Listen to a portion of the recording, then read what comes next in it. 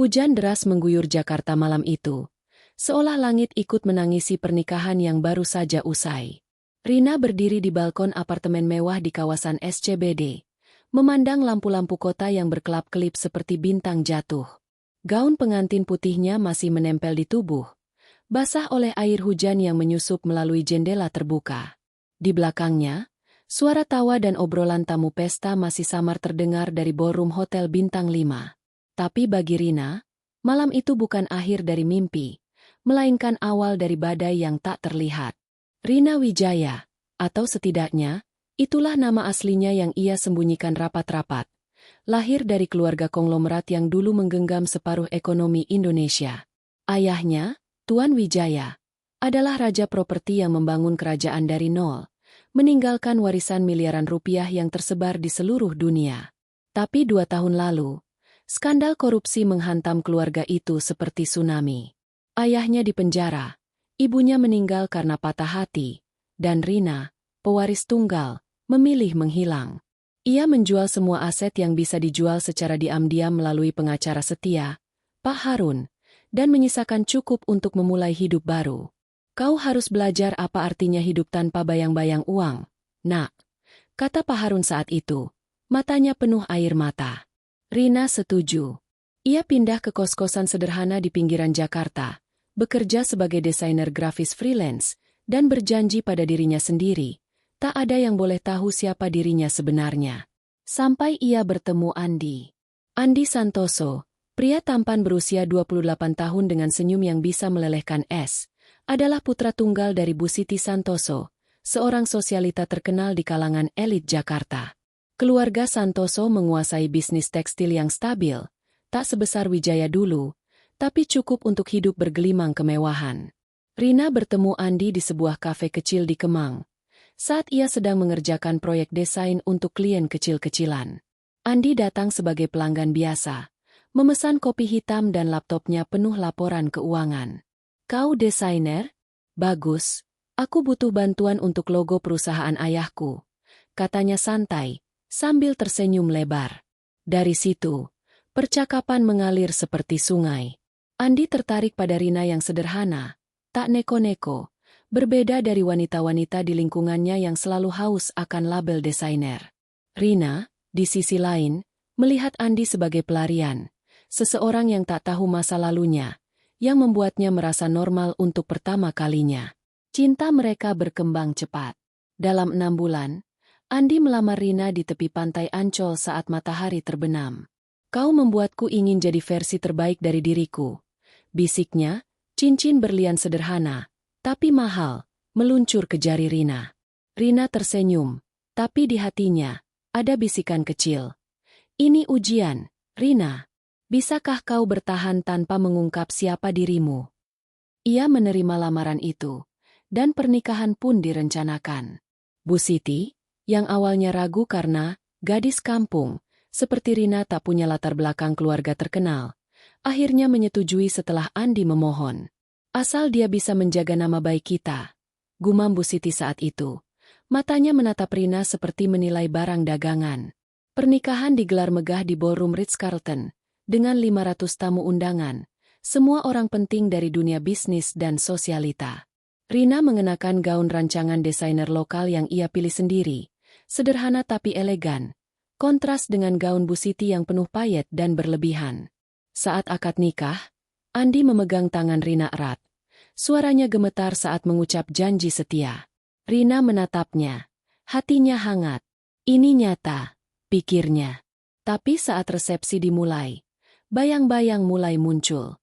Bu Siti, wanita berusia 55 tahun dengan rambut disanggul rapi dan perhiasan emas tebal di lehernya, langsung mengambil alih panggung.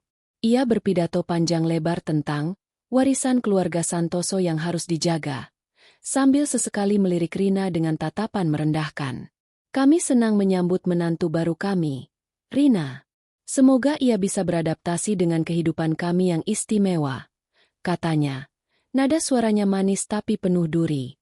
Tamu-tamu tertawa sopan, tapi Rina merasakan tusukan itu. Saat pesta berlangsung, Bu Siti menarik Rina ke samping, di balik tirai dekorasi bunga. Dengar, nak, Kau beruntung menikah dengan Andi. Jangan buat malu keluarga ini. Belajarlah etika sosial dari saya. Kau dari mana? Kampung halamanmu pasti tak punya pesta seperti ini. Kata-katanya seperti racun manis, membuat Rina menelan ludah. Iya, Bu. Saya akan belajar, jawab Rina tenang, meski dalam hati ia berpikir. Kau tak tahu, Bu. Aku pernah punya pesta yang membuat pesta ini terlihat seperti piknik desa.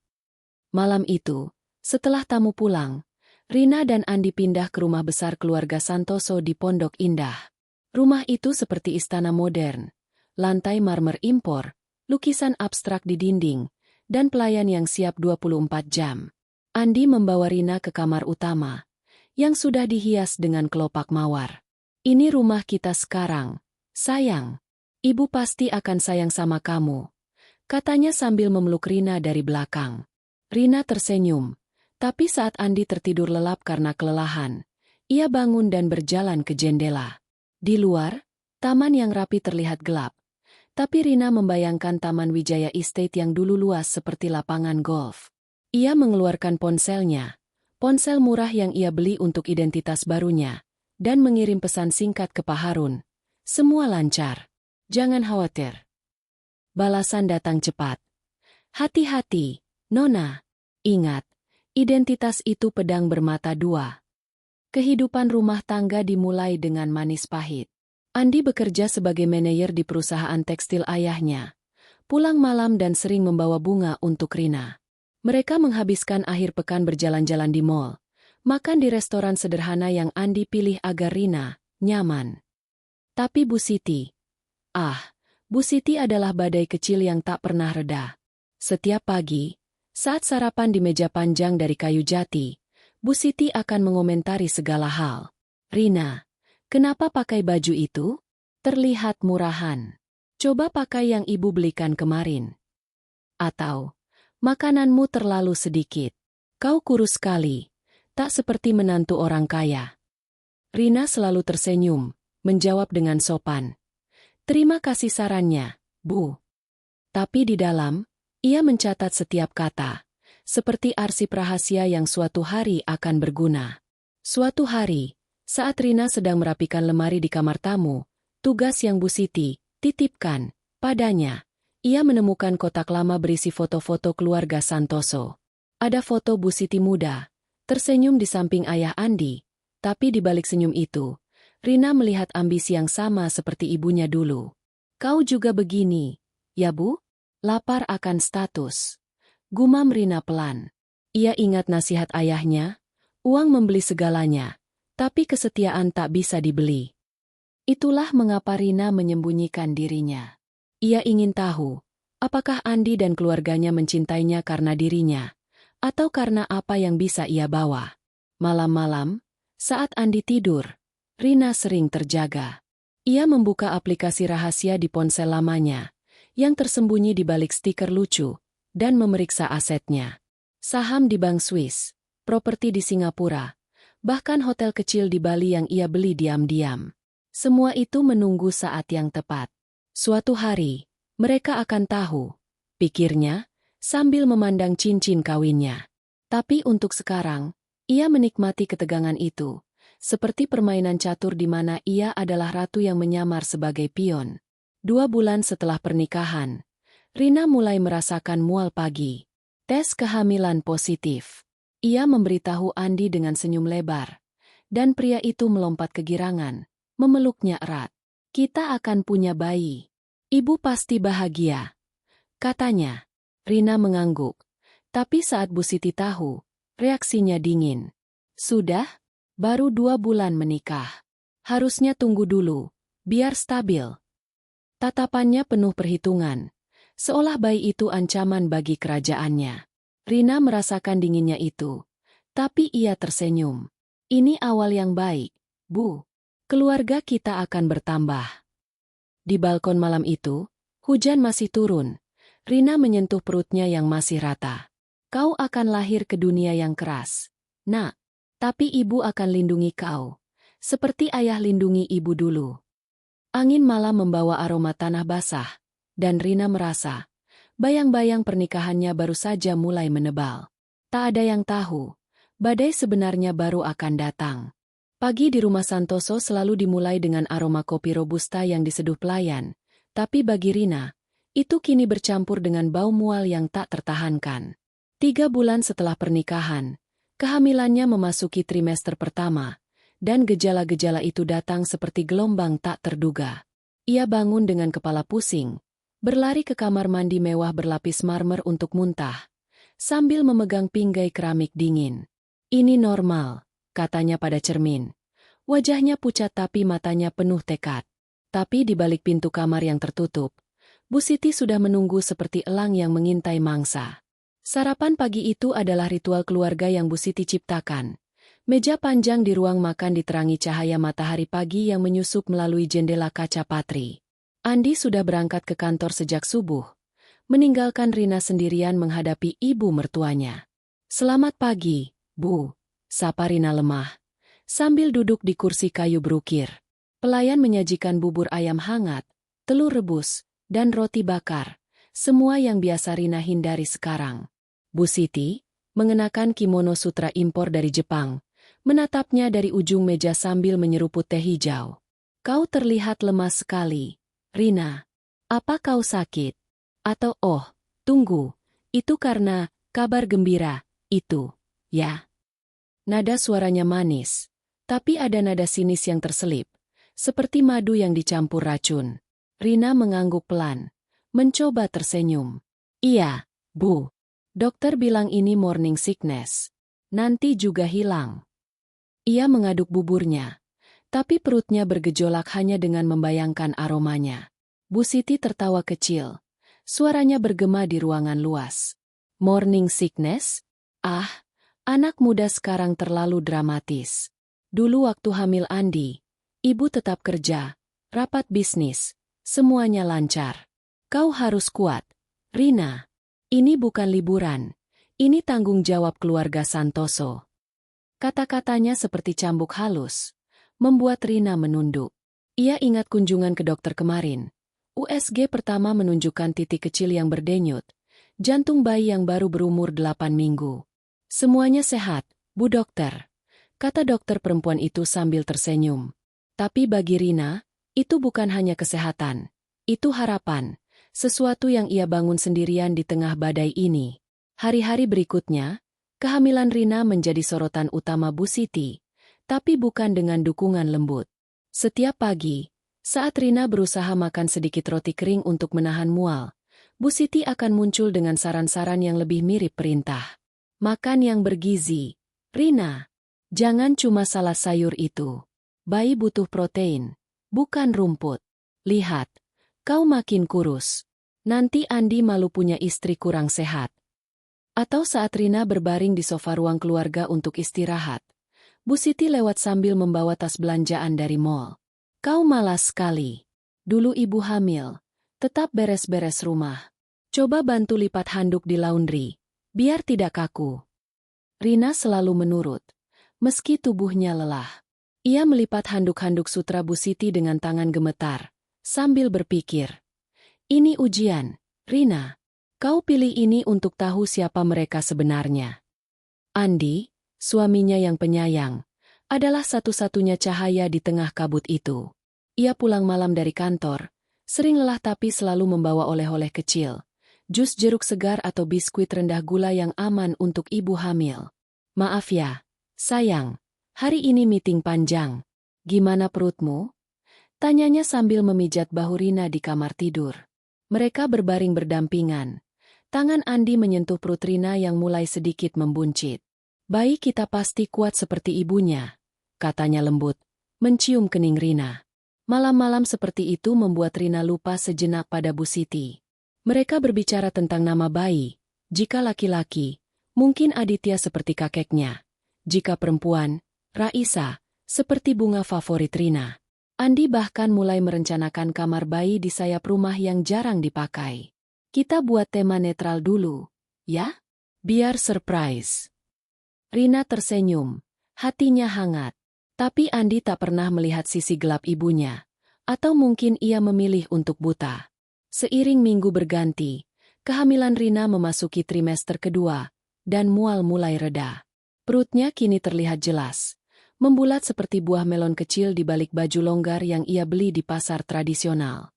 Ia mulai merasakan gerakan pertama bayi, tendangan kecil seperti kupu-kupu yang beterbangan, saat sedang duduk di taman belakang rumah, ditemani secangkir teh jahe hangat. "Halo, nak," bisiknya. Tangannya mengusap perut. Saat itu, Bu Siti muncul dari pintu belakang, mengenakan gaun desainer untuk acara amal sore itu. "Lagi apa kau di sini? Duduk-duduk saja. Coba bantu ibu siapkan meja untuk tamu nanti malam. Andi bilang ada klien penting." Rina bangun pelan, mengikuti Bu Siti ke dapur. Di sana, ia mengatur piring-piring porselen impor, sambil mendengar Bu Siti mengoceh tentang standar keluarga tinggi. "Kau tahu, Rina, hamil bukan alasan untuk malas. Lihat selebriti di TV, mereka hamil besar tetap jogging. Kau harus jaga penampilan. Jangan sampai Andi tergoda wanita lain." Kritik itu semakin tajam, terutama soal penampilan. Suatu pagi, saat Rina mencoba gaun hamil sederhana yang ia jahit sendiri, bahan katun murah tapi nyaman, Bu Siti muncul di kamarnya tanpa ketuk. "Ya ampun, baju apa itu? Terlihat seperti kain goni. Kau menantu Santoso, bukan petani." "Ini, pakai yang ibu beli kemarin, dari butik di Plaza Indonesia." Ia melempar tas belanjaan berisi gaun maternity branded, lengkap dengan label harga yang masih menempel, 20 juta rupiah. Rina menatapnya, merasakan campuran malu dan amarah. "Terima kasih, Bu. Tapi saya suka yang sederhana," jawabnya tenang. Bu Siti mendengus. "Sederhana? Itu alasan orang miskin. Kau harus belajar, Rina. Keluarga ini punya image." Saat Bu Siti pergi, Rina duduk di tepi tempat tidur. Air mata mengalir pelan. Ia ingat lemari pakaiannya dulu di Wijaya Estate, penuh gaun haute couture dari Paris.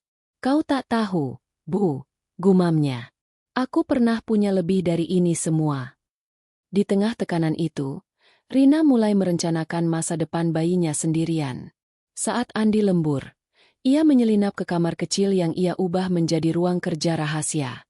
Di sana, tersembunyi di balik tumpukan sketsa desain freelance, ada laptop lama milik ayahnya, koneksi aman ke server pribadi. Ia membuka spreadsheet yang dikelola Pak Harun, aset senilai miliaran rupiah, tersebar di trust fund, properti offshore, dan saham blue chip. "Cukup untuk 10 generasi," tulis Pak Harun di catatan terakhir.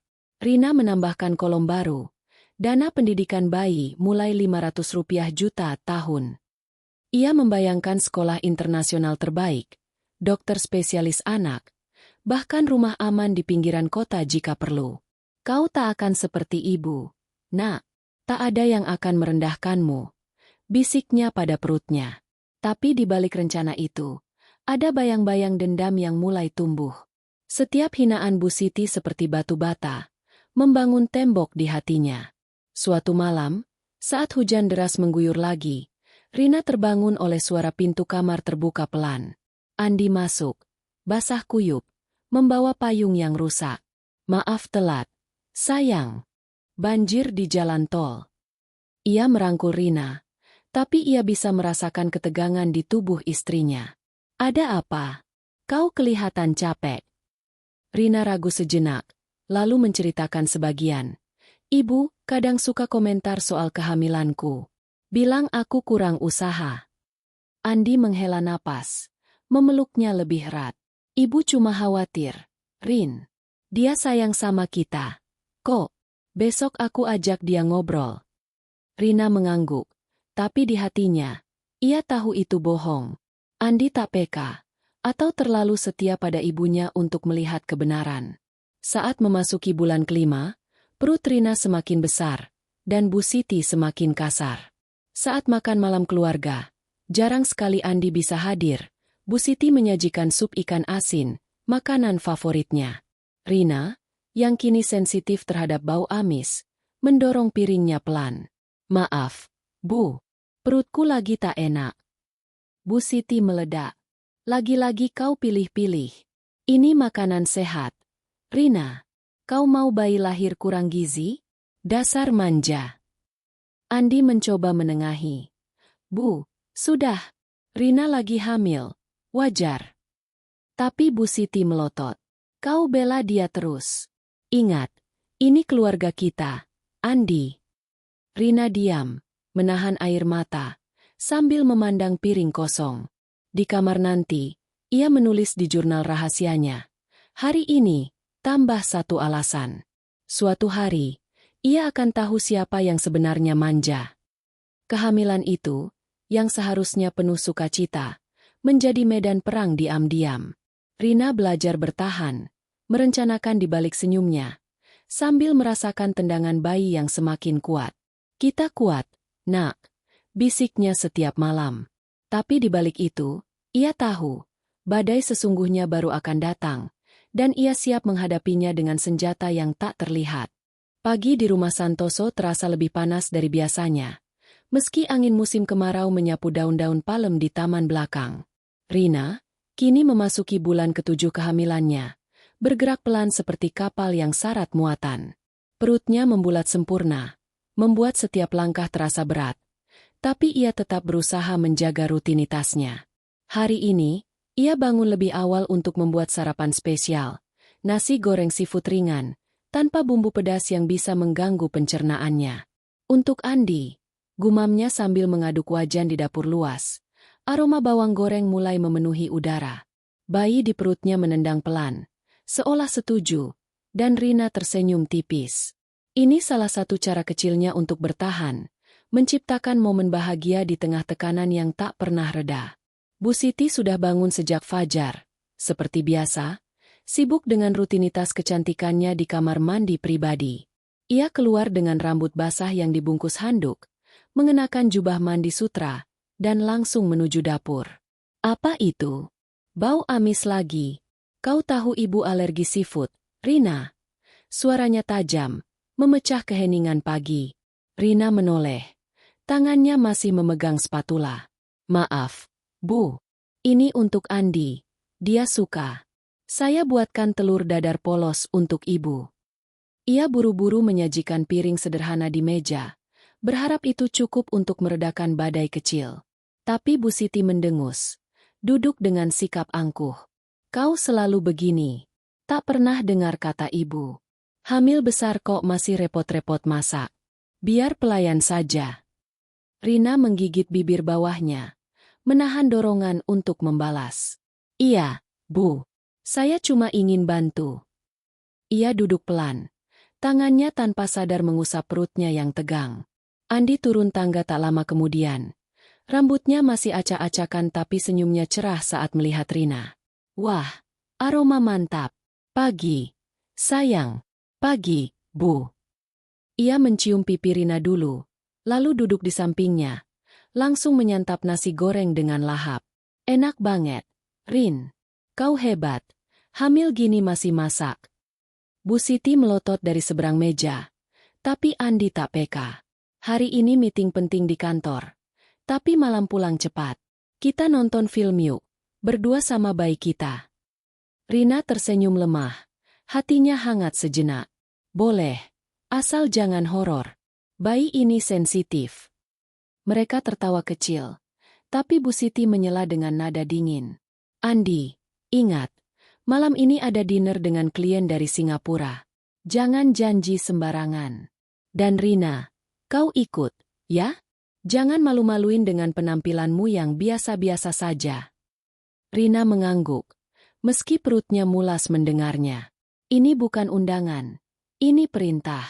Setelah sarapan, Andi berangkat dengan ciuman cepat di kening Rina. Hati-hati ya, jangan capek. Pintu depan tertutup, meninggalkan Rina sendirian dengan Bu Siti yang kini sibuk memeriksa tas tangannya. Rina, sebelum ibu lupa, kunci mobil BMW ibu mana? Tadi pagi ibu taruh di meja samping. Sekarang hilang. Kau lihat. Rina mengerutkan kening, mencoba mengingat. Pagi tadi, saat ia membersihkan ruang tamu, ia melihat kunci itu di atas meja kaca, di samping vas bunga kristal. Saya ingat, Bu. Tadi saya rapikan meja, Mungkin jatuh ke laci bawah. Ia bangun pelan, berjalan ke ruang tamu dengan langkah hati-hati. Perutnya yang besar membuatnya harus berpegangan pada dinding. Bu Siti mengikuti. Tumit sepatunya berderit di lantai marmer. Rina membuka laci bawah meja, mengobrak-abrik tumpukan kertas tagihan dan majalah lama. Tak ada kunci. Mungkin di laci atas, Bu? Sarannya. Tapi Bu Siti sudah kehilangan kesabaran. Kau pasti salah taruh. Selalu begini. Ceroboh. Hamil kok tak fokus. Kalau kunci hilang, bagaimana ibu ke salon? Acara dinner malam ini penting. Rina. Suaranya meninggi. Wajahnya memerah seperti tomat matang. Rina merasa panik samar. Tapi ia tetap tenang. Saya cari lagi, Bu. Mungkin di sofa. Ia berlutut pelan. Gerakan yang menyakitkan dengan perut besarnya. Dan mengintip di balik bantal sofa kulit. Tak ada. Keringat mulai mengucur di dahinya. Campuran antara usaha dan ketakutan akan ledakan selanjutnya. Bu Siti mondar-mandir. Ponselnya sudah di tangan. Ini pasti kau sengaja. Kau iri ibu punya mobil bagus. Ya? Dari dulu kau selalu curi-curi barang kecil. Ingat, minggu lalu spidol ibu hilang? Pasti kau. Tuduhan itu datang seperti petir. Tak beralasan tapi menusuk dalam. Rina bangun dengan susah payah. Napasnya tersengal. Bu, saya tak pernah, ini cuma kunci. Pasti ada. Tapi Bu Siti tak mendengar. Ia berteriak lebih keras. Malas. Dasar menantu miskin yang tak tahu diri. Kau pikir hamil besar bisa seenaknya? Keluarga ini kasih kau segalanya. Tapi kau balas dengan kekacauan. Kata-katanya bergema di ruangan luas. Membuat pelayan di dapur menunduk malu. Rina berdiri diam. Tangannya gemetar memegang tepi meja. Air mata mulai menggenang. Bukan karena sakit hati semata. Tapi karena bayi di perutnya bergerak gelisah. Seolah merasakan amarah itu. Bu, tolong tenang. Saya cari di kamar ibu yuk. Usulnya lemah. Tapi Bu Siti menggeleng hebat. Cukup. Kau tak berguna. Andi pasti kecewa punya istri seperti ini. Saat itu, ponsel Bu Siti berdering. Panggilan dari supirnya. Ia angkat dengan marah. Cepat ke sini. Dan bawa kunci cadangan. Lalu, tatapannya kembali ke Rina. Penuh kebencian. Ini akhirnya. Rina, kau harus pergi dari rumah ini. Sekarang. Biar belajar tanggung jawab. Rina terpaku. Mulutnya terbuka tapi tak ada suara keluar. Bu, apa maksudnya? Bu Siti tak menjawab langsung. Ia ambil tasnya, berjalan ke pintu depan, dan berteriak memanggil pelayan. Siapkan mobil. Dan Rina, kau ikut supir pulang kemanapun kau mau. Jangan di sini. Ketakutan merayap di dada Rina. Ini masalah sepele, hanya kunci yang hilang, tapi Bu Siti membesar-besarkannya seperti gunung. Rina mencoba menelepon Andi, tapi sinyal lemah di pagi itu, dan panggilan tak tersambung. Bu, tunggu. Andi tahu nanti marah, katanya. Suaranya pecah. Bu Siti tertawa sinis. Andi? Dia anak ibu. Dia akan paham. Kau cuma beban sekarang. Tak lama, supir Bu Siti tiba dengan mobil Mercedes hitam mengkilap. Bu Siti naik duluan, lalu memerintahkan Rina dengan tatapan dingin. Masuk. Supir antar kau ke pinggir jalan, biar kau renungkan kesalahanmu. Rina ragu, tapi pelayan mendorongnya pelan. Mata mereka penuh simpati. Ia naik ke kursi belakang. Perutnya terasa sesak di ruang sempit mobil. Supir, pria tua bernama Pak Joko, melirik ke belakang dengan iba. Maaf, Neng, perintah nyonya. Mobil melaju keluar gerbang rumah, meninggalkan taman hijau yang dulu terasa seperti surga. Rina memandang keluar jendela. Air mata mengalir pelan. Ini gila, pikirnya. Cuma kunci, Bu. Kenapa begini? Perjalanan ke pusat kota terasa abadi. Bu Siti diam sepanjang jalan, sibuk dengan ponselnya, memesan perawatan spa darurat.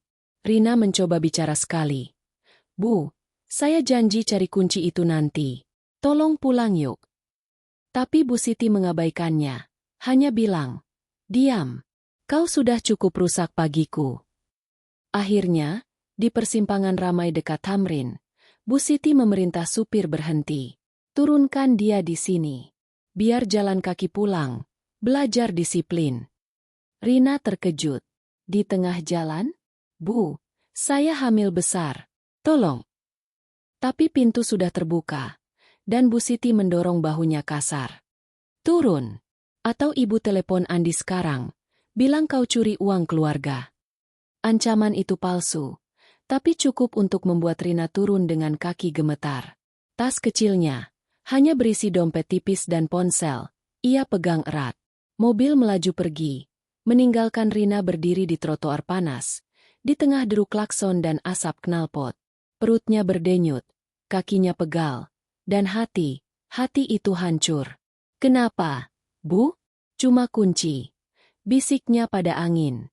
Ia lihat ke sekeliling, pejalan kaki sibuk, tak ada yang peduli. Ponselnya berdering, akhirnya sinyal masuk, tapi bukan Andi, melainkan nomor tak dikenal. Rina tak angkat, malah ia berjalan pelan, mencari tempat teduh. Di hatinya, api dendam mulai menyala. "Kau akan bayar ini, Bu Siti. Suatu hari, kau akan berlutut." Sementara itu, di rumah, kunci mobil ternyata jatuh di balik vas bunga. Pelayan menemukannya sejam kemudian. Tapi Bu Siti tak peduli. Ia sudah menelepon Andi, menceritakan versi ceritanya dengan dramatis. "Anakmu usir istrinya sendiri. Nak, dia curang, malas, tak pantas untuk kita." Andi, di tengah meeting, merasa dunia runtuh. "Bu, tunggu. Di mana Rina sekarang?" Tapi jawaban Bu Siti dingin. "Di jalan, seperti yang pantas baginya." Ketegangan memuncak, dan Andi ragu. Antara ibu yang ia sayangi seumur hidup, dan istri yang ia cintai tapi tak pernah benar-benar pahami. Ia memilih diam, berjanji pulang cepat, tapi tak langsung bertindak. Rina, sendirian di tengah hiruk-pikuk kota, merasakan pengkhianatan itu seperti pisau. "Kalian berdua, kalian akan tahu siapa aku sebenarnya." Hujan turun tiba-tiba, seperti air mata langit yang tak tertahan, mengguyur trotoar Tamrin dengan derasnya. Rina berdiri di pinggir jalan, tas kecilnya tergenggam erat di dada, sementara perutnya yang membesar terasa seperti beban batu karang. Baru saja Bu Siti mendorongnya keluar dari mobil, meninggalkannya seperti sampah yang dibuang sembarangan. "Turun! Dan jangan balik sebelum belajar sopan," teriak Bu Siti dari balik kaca jendela yang diturunkan sebentar, sebelum mobil Mercedes hitam itu melaju kencang, menyiram genangan air ke kaki Rina. Klakson mobil-mobil lain bersahut-sahutan, seolah mengejek keadaannya. Rina terpaku. Air hujan bercampur air mata mengalir di wajahnya yang pucat. Ini tak mungkin," gumamnya. Suaranya tenggelam dalam deru badai. Tapi kenyataan itu menusuk. Ia sendirian, hamil besar di bulan ke-7, tanpa uang lebih dari 100.000 rupiah di dompet, dan ponselnya yang murah baterainya tinggal 20%. Langit gelap di siang hari, awan hitam bergulung seperti amarah yang tertahan. Rina memandang sekeliling. Pejalan kaki berlarian mencari perlindungan di bawah payung atau terpal pedagang kaki lima, sementara ia basah kuyup dalam hitungan detik. Gaun maternity katun tipis yang ia kenakan, hadiah paksaan Bu Siti yang terlalu ketat di perut, kini menempel lengket di kulitnya, membuatnya menggigil. "Aku harus kemana?" pikirnya panik. Andi. Ia harus hubungi Andi. Dengan tangan gemetar, Rina mengeluarkan ponselnya dari tas. Tapi layar retak karena jatuh tadi pagi menunjukkan sinyal lemah dan notifikasi hujan yang mengganggu jaringan. Ia coba telepon Andi, tapi panggilan gagal. "Coba lagi," bisiknya, tapi hujan semakin deras. Air masuk ke sela-sela tombol. Akhirnya, pesan teks. "Andi, tolong jemput. Ibu usir aku. Di Tamrin dekat Sarinah." Tapi tak ada balasan. Hanya tanda centang tunggal yang menyedihkan. Rina tak punya pilihan. Ia mulai berjalan. Kakinya yang bengkak karena kehamilan terpleset di genangan air. Setiap langkah seperti siksaan. Perutnya berat, menekan kandung kemihnya yang sudah sensitif, dan punggungnya nyeri seperti ditusuk jarum. "Bayi, maafkan ibu," gumamnya. Tangan kirinya memegang perut yang berdenyut pelan. Tendangan kecil dari dalam terasa seperti protes, membuatnya tersentak. Hujan membasahi rambutnya yang panjang, menempel di wajah seperti tirai basah. Ia ingat pagi tadi, saat ia masih di rumah. Aroma nasi goreng yang ia buat dengan cinta, senyum Andi yang hangat. Semua itu hancur karena kunci mobil yang hilang. Masalah sepele yang Bu Siti besar-besarkan seperti dosa mematikan. "Kau tega sekali, Bu," bisik Rina pada angin. Amarahnya bercampur sakit hati. Ia bayangkan wajah Bu Siti yang sombong, tertawa di salon mewah sekarang, sambil bercerita pada teman-temannya tentang menantu bandel. "Kau tak tahu, Bu. Kau baru saja membuka pintu neraka." Jalan Tamrin yang biasanya ramai kini seperti sungai deras. Air mengalir deras di selokan, membawa sampah dan daun-daun basah. Rina berhenti di depan halte bus yang rusak. Atapnya bolong-bolong, tak cukup melindungi. Ia duduk di bangku kayu basah. Napasnya tersengal. Di sebelahnya, seorang ibu muda dengan bayi digendongan menatapnya iba. "Mbak, hamil gini kenapa sendirian? Mau pinjam payung?" tanyanya ramah, menyodorkan payung plastik merah. Rina menggeleng pelan, tersenyum lemah. "Terima kasih, Mbak. Saya tunggu suami." Tapi dalam hati, ia ragu. Andi, apakah ia akan datang? Atau ia akan percaya cerita ibunya? Seperti biasa, kenangan melintas. Malam-malam saat Andi memijat kakinya, berjanji, "Aku selamanya di sisimu." Tapi sekarang, di tengah hujan, janji itu terasa kosong. Rina menutup mata. Air hujan menetes di kelopaknya. "Kau ragu, Andi. Kau selalu ragu." Waktu berlalu lambat. Mungkin setengah jam, tapi terasa seperti abad. Baterai ponselnya mati, meninggalkan Rina dalam kegelapan total. Ia bangun lagi, memaksa kakinya bergerak. Tujuannya samar, ke arah Sarinah, mall tua yang ia kenal dari masa freelance-nya dulu. Mungkin di sana ada warung kopi yang bisa pinjam charger, atau telepon umum. Tapi jaraknya setengah kilometer, dan dengan kondisinya, itu seperti maraton. Rina berjalan pelan, menghindari genangan besar. Tapi sepatu flatnya yang licin membuatnya tergelincir sekali, jatuh ke lutut di trotoar basah. "Ah!" jeritnya pelan. Tangan kanannya menahan jatuh agar tak menyentuh perut. Lututnya lecet, darah bercampur air hujan mengalir. Tapi yang lebih sakit adalah hatinya. Orang-orang lewat. Sebagian melirik tapi tak berhenti. "Ini Jakarta," pikirnya getir. Tak ada yang peduli. Di tengah perjalanan, kontraksi palsu datang. "Braston Hicks," kata dokter, membuat perutnya mengeras seperti batu. Rina berhenti, bersandar di pohon beringin tua di pinggir jalan. Napasnya pendek-pendek. "Tenang, Nak. Ibu di sini," bisiknya, mengusap perut dengan tangan basah. Hujan tak reda, malah disertai angin kencang yang menusuk tulang. Ia ingat kelahiran ibunya yang tragis, saat ayahnya berjuang di rumah sakit mewah, tapi akhirnya kalah. "Aku tak akan biarkan kau sendirian seperti itu," janjinya pada bayi. Tekad itu memberi kekuatan. Ia bangun lagi, melanjutkan langkah. Pikirannya melayang ke masa lalu. Wijaya Estate, taman luas dengan air mancur marmer, di mana ia bermain sebagai anak kecil, dikelilingi pelayan dan pengawal. "Ayah, apa kau lihat ini? Aku pilih jalan ini untuk belajar. Tapi, terlalu sakit." Air mata bercampur hujan. Tapi ia lep wajahnya kasar. Cukup meratap.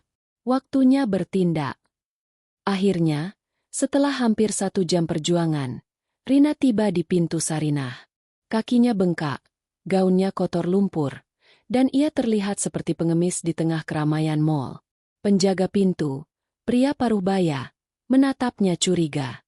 "Maaf, Mbak, kondisi gini masuk dulu yuk, istirahat." Ia membuka pintu lebar, membiarkan Rina masuk ke lobi ber-AC yang dingin menusuk. Rina tersandung ke bangku kayu di dekat eskalator, ambruk dengan napas tersengal. "Terima kasih," gumamnya pada penjaga yang memberinya botol air gratis. Di sana, Ia duduk, memandang kerumunan belanja yang tak sadar akan badainya. Ponsel mati, uang pas-pasan, hanya cukup untuk ojek ke kosan lamanya di Tebet. Tapi ia tak mau ke sana. Tak lagi, pikirnya. Ini akhir dari permainan pura-pura. Dendam mulai membara, seperti api yang ditiup angin hujan. Rina ingat setiap hinaan Bu Siti. Miskin, malas, tak pantas. Dan Andi, pria yang ia cintai, tapi tak pernah membelanya sepenuh hati. Kalian pikir aku lemah? Aku akan buktikan. Dengan sisa tenaga, ia minta pinjam ponsel penjaga. Boleh telepon teman? Darurat. Penjaga mengangguk, menyodorkan ponsel jadulnya. Rina menekan nomor yang ia hafal mati-matian. Pak Harun, pengacara setia keluarga Wijaya. Pak, ini Rina. Saya butuh bantuan. Sekarang. Suaranya pecah, tapi tegas.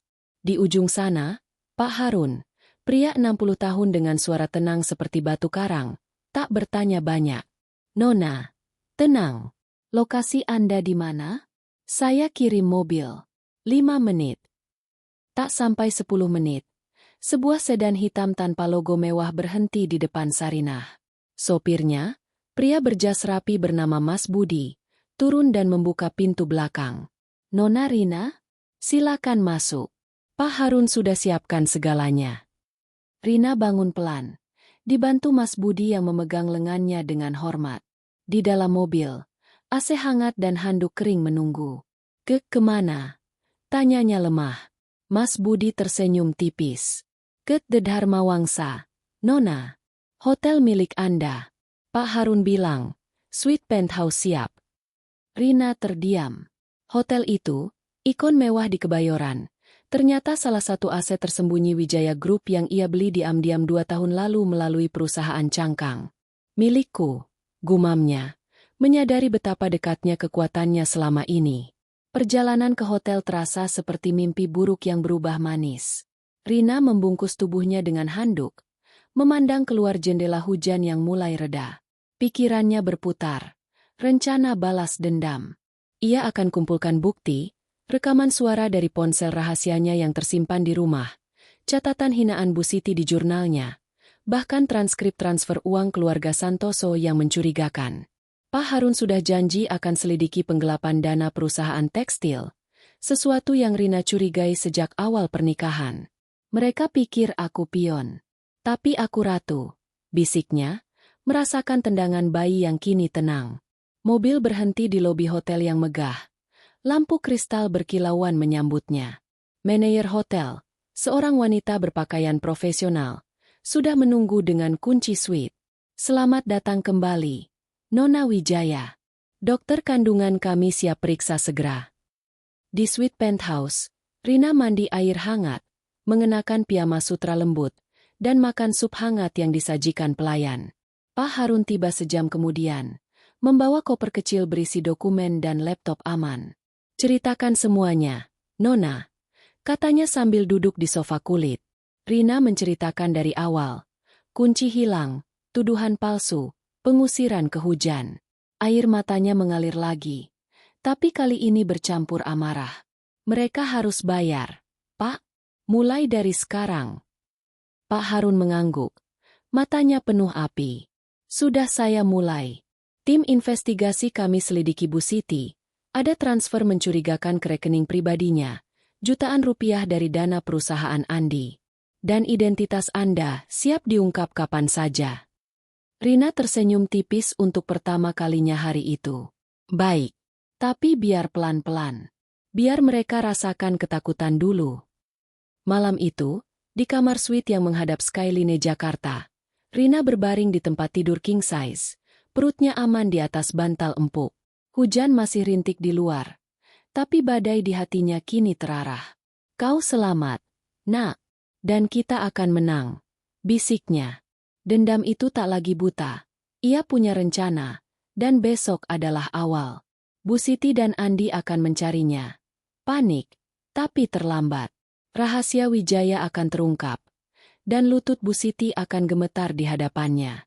Cahaya pagi menyusup melalui tirai sutra suite penthouse The Dharma Wangsa, membangunkan Rina dari tidur yang gelisah tapi nyenyak.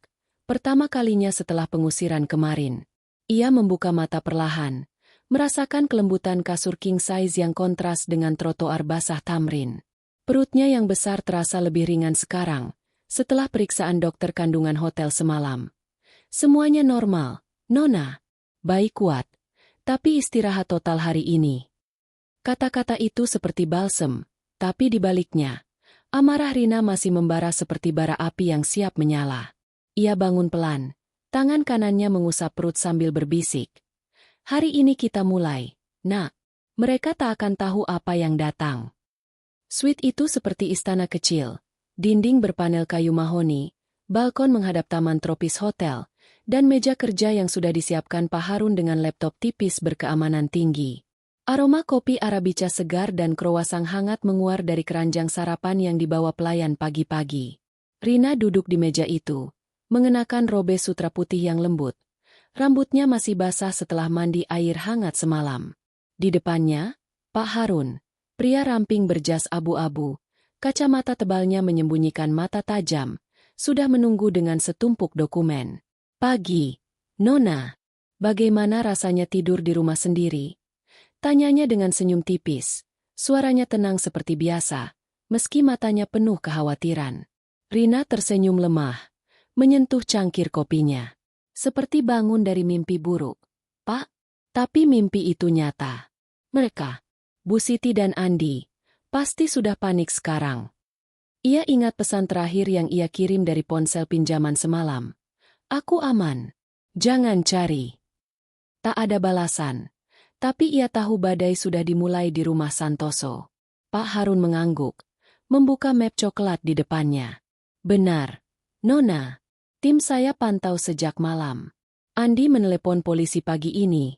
Lapor, istri hilang hamil besar. Bu Siti, ia posting di grup sosialitanya. Menantu bandel kabur, semoga selamat. Dramatis sekali. Rina tertawa kecil. Pahit. Kau lihat? Itu senjata mereka. Gosip dan air mata buaya.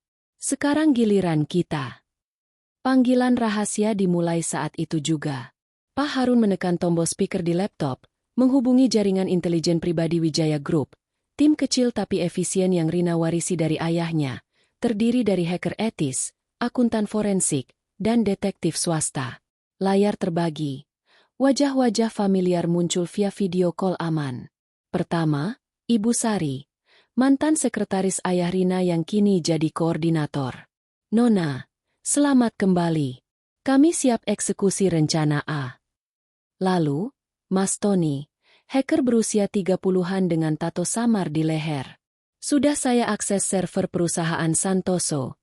Nona, Bu Siti transfer 500 juta rupiah ke rekening pribadinya bulan lalu, dicatat sebagai biaya amal. Tapi alurnya ke butik milik sepupunya. Rina mengangguk. Matanya menyipit. Bagus. Kumpulkan bukti lengkap. Transkrip bank, email, semuanya. Dan rekaman suara dari ponsel rahasiaku di rumah. Ada aplikasi spy yang saya pasang sejak bulan madu. Rina ingat ponsel Android murah kedua yang ia sembunyikan di balik laci kamar tamu. Perangkat burner dengan mikrofon jarak jauh, terkoneksi ke cloud pribadinya. Akses sekarang, Mas Tony. Layar berganti, audio samar terdengar. Suara Bu Siti berbicara dengan teman sosialitanya pagi ini. Ya, Rina kabur. Hamil besar tapi malas. Curi kunci mobilku. Andi kecewa sekali. Untung keluarga kita tak ternoda. Rina mendengus. Simpan itu. Tambah ke arsip pelecehan emosional. Dan Andi? Apa dia ikut? Mas Tony menggeleng. Dia diam. Nona. Tapi chatnya dengan Bu Siti. Bu, jangan buru-buru. Rina pasti ada alasannya. Setidaknya dia ragu. Rina merasa tusukan di dada. Campuran cinta lama dan kekecewaan. Ragu tak cukup. Pak, ia tak pernah bela aku sepenuhnya. Rencana pembalasan pun dirangkai seperti puzzle cerdas. Pak Harun membuka spreadsheet raksasa. Kolom demi kolom aset Santoso yang bisa disentuh. Langkah 1. Beku rekening Bu Siti secara diam-diam. Kami punya saham minoritas di bank mereka. Cukup untuk blokir transfer mencurigakan. Rina mengangguk. Lakukan besok. Biar dia panik saat belanja. Langkah 2. Bocorkan skandal kecil ke media sosial anonim. Mulai dari akun gosip elit. Gunakan bukti penggelapan itu. Tapi samarkan dulu. Biar rumor menyebar pelan. Ibu Sari mencatat. Dan identitas Nona? Siap diumumkan di pesta amal minggu depan. Rina ragu sejenak. Menyentuh perutnya. Bayi menendang pelan. Seperti pengingat. Ya. Tapi pastikan dramatis. Bu Siti harus berlutut di depan semua orang. Rapat berlangsung 1 jam. Penuh detail. Timeline, risiko, dan jalur mundur jika perlu. Saat layar mati, Rina merasa kuat. Bukan lagi korban, tapi arsitek dendam. Siang itu, setelah Pak Harun pergi untuk koordinasi lapangan, Rina beristirahat di balkon suite. Angin sepoi membawa aroma bunga Kamboja dari taman bawah. Kontras dengan bau asap knalpot kemarin. Ia telepon Andi dari nomor baru, nomor hotel yang aman. Rin? Ya Tuhan, kau di mana? Ibu bilang kau. Suara Andi panik, terputus-putus. Rina memotong dingin. Aman. Tapi jangan cari. Ini karena ibumu. Andi, kau tahu itu. Andi terisak. Maaf, sayang. Aku baru tahu ceritanya pagi ini. Kunci ditemukan di rumah. Ibu, dia marah berlebihan. Pulang yuk, kita bicara. Rina tertawa pelan. Getir. Pulang? Ke neraka itu? Tidak. Andi. Kau pilih diam kemarin. Sekarang, rasakan akibatnya. Ia tutup telepon sebelum Andi bisa membujuk lagi. Hatinya sakit tapi tegar. Ini untuk kita, nak. Bisiknya pada perut. Sore hari, Mas Budi, sopir setia, membawa Rina ke klinik pribadi hotel untuk USG lanjutan. Di ruang gelap, layar menunjukkan bayi yang aktif. Jari-jari kecilnya bergerak seperti menari. Laki-laki, sepertinya, kata dokter sambil tersenyum. Rina menangis pelan, bukan sedih, tapi lega. Aditya, gumamnya, nama yang Andi usulkan dulu. Tapi sekarang, itu miliknya saja. Kembali ke suite, ia buka jurnal digital di laptop. Daftar hinaan Bu Siti dari bulan lalu. Kau kurus, tak layak hamil. Baju murahan, malu-maluin. Setiap entry seperti amunisi. Tambah 1, pengusiran di hujan. Itu puncaknya. Malam tiba dengan cepat. Rina makan malam sendirian. Steak wagyu ringan dan salad organik. Sambil menonton berita di TV Suite. Liputan singkat. Istri pengusaha Santoso hilang. Polisi cari.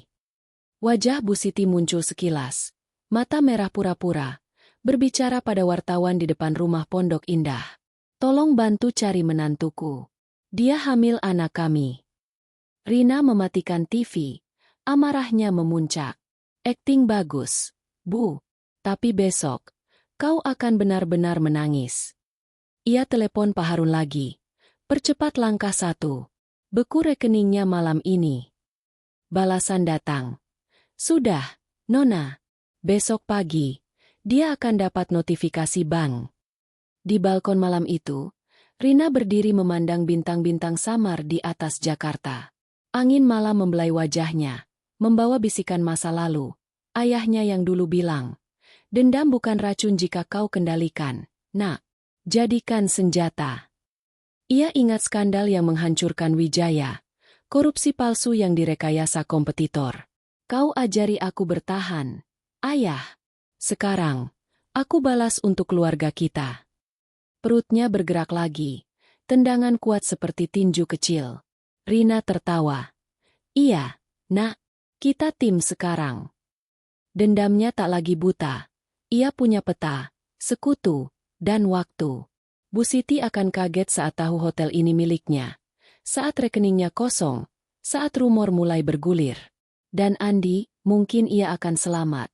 Atau ikut jatuh. Tapi Rina tak peduli lagi. Ini tentang keadilan. Tentang wanita hamil yang ditinggalkan di hujan.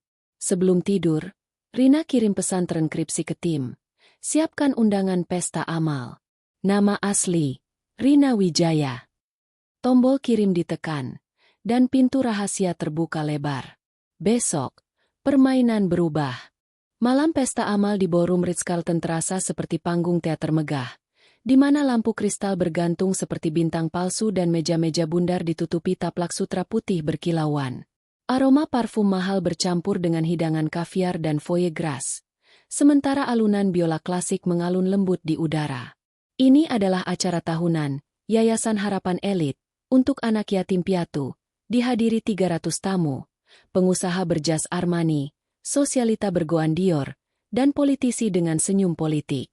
Bu Siti Santoso, mengenakan gaun merah marun panjang yang menjuntai seperti darah segar, mondar-mandir di antara kerumunan dengan gelas sampanye di tangan. Wajahnya tersenyum lebar untuk kamera, tapi matanya gelisah. Sepekan sejak pengusiran Rina, hidupnya seperti roller coaster gila. Mana Andi? Dia janji datang tepat waktu. Gumamnya pada asisten pribadinya, seorang gadis muda bernama Lila yang sibuk memeriksa undangan. Bu Siti sudah kehilangan jejak sejak pagi itu, saat rekening banknya membeku tanpa peringatan. Apa-apaan ini? Transfer ke salon gagal. Teriaknya di telepon dengan manajer bank. Wajahnya memerah seperti tomat. Andi, yang baru pulang dari kantor dengan mata merah karena kurang tidur, mencoba menenangkan. Bu, tenang. Mungkin kesalahan sistem. Saya cek besok. Tapi Bu Siti tahu itu bukan kesalahan. Ia ingat transfer mencurigakan yang ia lakukan minggu lalu. 300 juta rupiah untuk investasi amal yang sebenarnya ke butik sepupunya. Rumor juga mulai beredar di grup WhatsApp sosialita. Siti Santoso kena audit pajak, asetnya bermasalah. Ia panik, menelepon pengacara keluarga, tapi jawabannya samar. Sedang diselidiki, Bu. Dan Rina, wanita itu hilang seperti asap. Andi mencarinya kemana-mana. Polisi, rumah sakit, bahkan kosan lama Rina di Tebet. Tak ada jejak. Dia pasti marah besar, Bu. Karena apa yang ibu lakukan, kata Andi suatu malam. Suaranya penuh tuduhan. Bu Siti mendengus. Dia yang salah. Curang. Malas. Kau terlalu lembek, Andi. Malam ini, Bu Siti datang ke pesta untuk menyelamatkan image-nya. Ia berpose dengan donatur besar, berpura-pura tertawa saat wartawan tanya soal menantu hilang. Oh, Rina sedang istirahat. Hamil besar. Tahu? Kami khawatir. Tapi yakin dia aman. Kata-katanya manis. Tapi hatinya berdegup kencang. Andi akhirnya tiba terlambat. Jasnya kusut. Wajahnya kurus karena stres. Bu, ini pesta penting. Tapi saya tak bisa santai sebelum Rina ketemu. Bu Siti memeluk lengannya, berbisik. Senyum, Nak. Jangan buat malu. Nanti ibu urus. Mereka berjalan ke meja utama, di mana tamu-tamu elit menyapa. Pak Hadi, pemilik bank besar, Nyonya Ratna, ketua yayasan, dan sekelompok sosialita yang bisik-bisik tentang skandal Bu Siti. Tiba-tiba, sorotan lampu panggung bergeser. MC, pria berjas tuxedo dengan suara bariton, naik ke podium. Para tamu terhormat. Malam ini kita kedatangan tamu istimewa. Seorang filantropis muda yang telah menyumbang secara diam-diam selama bertahun-tahun. Mari sambut Nona Rina Wijaya. Ruangan hening sejenak. Lalu tepuk tangan meriah meledak. Pintu samping ballroom terbuka lebar, dan Rina masuk. Bukan lagi wanita sederhana dengan gaun maternity longgar, tapi ratu sejati. Ia mengenakan gaun malam hitam velvet dari desainer Paris. Potongannya mengalir anggun di sekitar perut hamil besarnya, dihiasi berlian sederhana di leher yang berkilau seperti bintang. Rambutnya disanggul tinggi. Makeup flawless menonjolkan mata coklatnya yang tajam. Di sampingnya, Pak Harun berjalan hormat, membawa map donasi. Rina berjalan pelan tapi percaya diri. Tangan kirinya menyentuh perut seperti mahkota. Senyumnya tenang tapi mematikan. Bu Siti membeku. Gelas sampanyenya hampir jatuh. Rina? Wijaya? Apa-apa ini? Bisiknya. Wajahnya memucat seperti kertas. Andi terpaku di kursinya. Matanya melebar penuh kejutan dan lega. Rin, kau baik-baik saja. Gumamnya, bangun setengah jalan. Tamu-tamu bergumam. Wijaya? Keluarga konglomerat yang bangkrut itu? Pewarisnya hidup. Nyonya Ratna berbisik pada suaminya. Dia yang sumbang 5 miliar rupiah tahun lalu untuk yayasan kita. Diam-diam. Rina naik ke panggung. MC menyerahkan mikrofon. Terima kasih, semuanya. Malam ini, atas nama Wijaya Foundation, saya tambahkan 10 miliar rupiah untuk anak-anak yatim. Karena keluarga adalah segalanya. Tepuk tangan bergemuruh lagi. Tapi Rina tak berhenti di situ. Matanya menyapu ruangan. Berhenti di Bu Siti yang kini berdiri gemetar di barisan depan. Dan bicara soal keluarga, lanjut Rina, suaranya jelas dan tegas, bergema melalui speaker. Saya ingin ungkap sesuatu yang pribadi. Ia jeda, membiarkan ketegangan menumpuk. Sepekan lalu, saya diusir dari rumah mertua saya di tengah hujan deras. Hamil 7 bulan, karena kunci mobil hilang. Masalah sepele, tapi cukup untuk dianggap pengkhianatan. Gasps terdengar di seluruh ballroom. Kamera wartawan langsung menyala. Flash berkedip-kedip. Bu Siti tersentak. Tangannya menutup mulut. Rina, apa yang kau? Tapi suaranya tenggelam. Rina melanjutkan. Saya adalah Rina Wijaya, pewaris tunggal Wijaya Group, kerajaan properti, hotel, dan investasi yang dulu menguasai separuh Jakarta. Ayah saya, Tuan Wijaya, membangun itu dari nol. Skandal 2 tahun lalu? Itu palsu. Direkayasa kompetitor. Saya sembunyikan identitas ini saat menikah. Untuk uji kesetiaan keluarga baru saya. Tapi saya gagal. Ruangan kini sunyi seperti makam. Hanya suara napas tersengal Bu Siti yang samar terdengar. Rina menatap langsung ke arahnya. Mata mereka bertemu seperti pedang. Bu Siti Santoso, Anda yang usir saya. Anda yang tuduh saya curang. Malas, tak pantas. Tapi sekarang, semua tahu. Saya yang punya Tedharma Wangsa, di mana saya tinggal seminggu ini. Saya yang beku rekening Anda karena penggelapan dana perusahaan Andi, 800 juta rupiah untuk amal pribadi. Dan saya yang sebarkan rumor itu, agar Anda rasakan apa yang saya rasakan, isolasi, ketakutan. Bukti muncul di layar besar belakang panggung, screenshot transkrip bank, rekaman audio Bu Siti memaki Rina di dapur, bahkan video pendek pengusiran dari CCTV yang Pak Harun selamatkan. Tamu-tamu berbisik kaget. Penggelapan? Serius? Santoso? Mereka kaya, tapi curang. Bu Siti ambruk. Kakinya lemas. Ia jatuh berlutut di karpet merah ballroom. Gaun merahnya kusut seperti daun layu. Rina. Nona Wijaya, maafkan saya. Saya tak tahu, saya bodoh. Tolong, jangan hancurkan kami. Tangisnya pecah. Suara serak penuh keputusasaan. Tangannya meraih ujung panggung tapi tak sampai. Andi berlari maju. Wajahnya campur aduk. Bangga.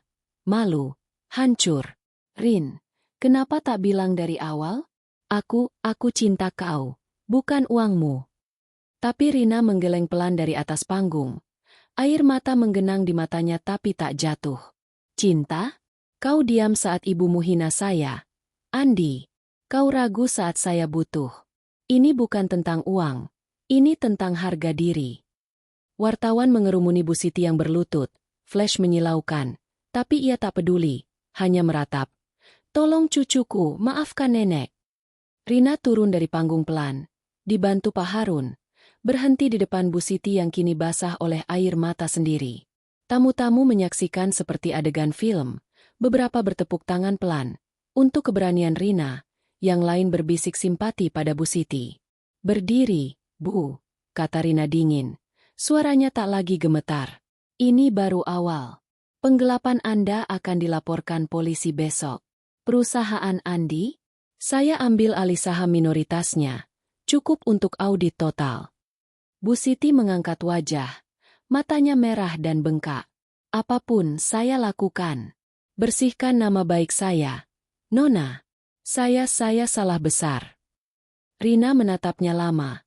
Ingat hujan tamrin, tendangan bayi di trotoar, hinaan pagi-pagi. Baik. Mulai dengan minta maaf di depan semua publik. Malam itu berakhir kacau. Polisi keamanan memisahkan kerumunan. Bu Siti dibawa Andi keluar dengan tangan gemetar. Tapi pengungkapan Rina jadi headline instan. Di suite hotel nanti, Rina berbaring lelah. Perutnya bergerak pelan. Kau lihat, nak? Itu kemenangan pertama kita. Pak Harun tersenyum dari kursi. Anda luar biasa, Nona. Besok, langkah selanjutnya. Tapi Rina tahu, dendamnya baru setengah jalan. Bu Siti berlutut malam ini, tapi penebusan sejati masih menunggu. Pagi setelah pengungkapan di Ritz-Carlton, Jakarta bangun dengan berita yang meledak seperti bom waktu.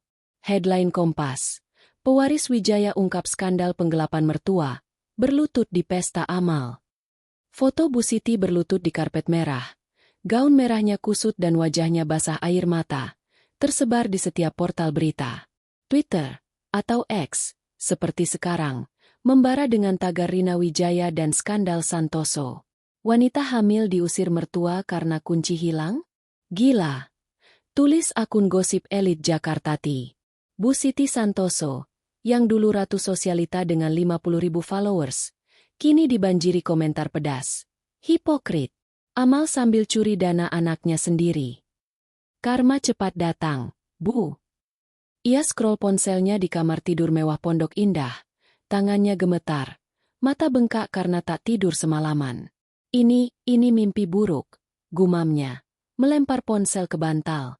Tapi mimpi itu nyata. Dan Rina Wijaya, bukan lagi menantu miskin, adalah dalangnya. Di rumah Santoso, suasana seperti kuburan hidup. Andi duduk di ruang tamu. Jasnya masih kusut dari malam tadi. Kopi dingin di tangannya tak tersentuh. Ia tak bisa berhenti memutar video pengungkapan Rina di ponselnya.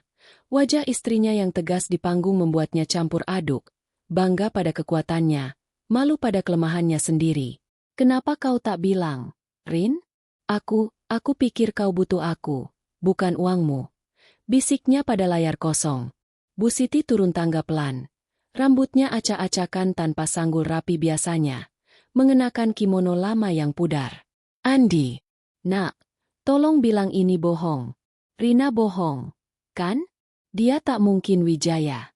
Kami baik-baik saja sebelum dia datang. Suaranya pecah, tapi Andi menatapnya dingin untuk pertama kalinya. Bu, rekamannya ada. Penggelapan itu nyata. Dan pengusiran itu salah ibu. Kau usir istri hamilku di hujan. Bu Siti ambruk ke sofa. Tangisnya meledak lagi. Ibu cuma marah. Nak, kunci hilang. Dia ceroboh. Ibu pikir dia miskin. Tak berguna. Tapi sekarang lihat ini. Ia tunjuk layar TV yang menyala otomatis pada berita pagi.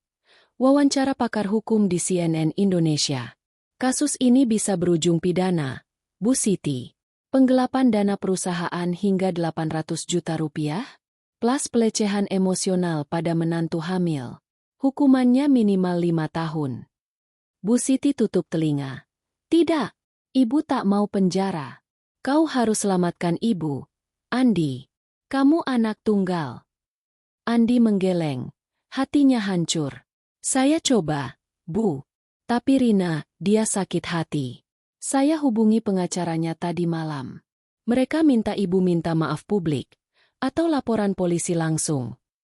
Di suite penthouse The Dharma Wangsa, Rina menyaksikan kekacauan itu dari layar laptop, sambil sarapan yogurt Yunani dan buah segar. Perutnya yang besar terasa lebih ringan hari ini. Tendangan bayi seperti sorak kemenangan kecil. Pak Harun duduk di seberang, membuka tablet dengan update tim. Nona. Bocoran skandal bekerja sempurna. Akun anonim Elite Expose, yang kita kelola, posting bukti pertama pagi ini, screenshot transfer Bu Siti ke butik sepupunya. Sudah 100.000 retweet. Dan grup sosialita? Mereka blokir nomornya satu persatu. Rina tersenyum tipis, menyentuh layar saat melihat foto Bu Siti berlutut. Bagus. Itu baru permulaan. Dia rasakan isolasi sekarang. Seperti aku di trotoar Tamrin. Pak Harun mengangguk. Langkah selanjutnya, tekan media. Saya sudah hubungi wartawan terpercaya. Wawancara eksklusif dengan Anda sore ini. Rina ragu sejenak. Tangannya mengusap perut. Belum. Biar dia merasakan dulu. Saya ingin dia datang memohon sendiri. Tapi dendamnya tak berhenti di situ. Ia buka aplikasi rahasia di laptop. Dashboard media sosial bayangan yang Mas Tony siapkan. Dengan satu klik, thread baru terbit di Jakartati.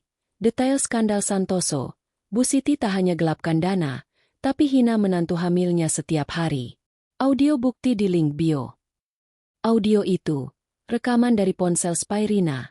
Bergema, suara Bu Siti. Kau kurus, tak layak hamil. Malas, dasar miskin. Ribuan like dan share mengalir dalam menit.